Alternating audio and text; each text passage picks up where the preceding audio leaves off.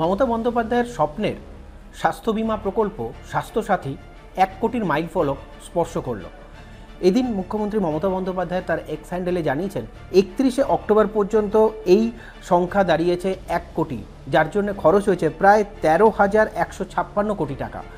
এই টাকা ব্যয় করে সাধারণ মানুষের উপকার হয়েছে এবং এখানে স্বাস্থ্যসাথী প্রকল্পে দেখা যাচ্ছে 1 কোটি মানুষ।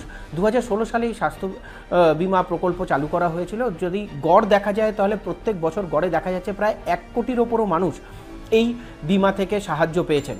অর্থাৎ এই যে প্রকল্প যেটা 2016 সালে মুখ্যমন্ত্রী মমতা বন্দ্যোপাধ্যায় শুরু করেছিলেন, সেখানে কিন্তু বেসরকারি হাসপাতাল, সরকারি হাসপাতাল, বিভিন্ন জায়গায় বিভিন্ন রকমের অপারেশন থেকে আরম্ভ করে সব কিছু, এমনকি শুধু এই রাজ্যে নয় অন্য রাজ্যে গিয়েও কিন্তু এই প্রকল্পের অনেকেই অনেক সুযোগ সুবিধা পেয়েছেন।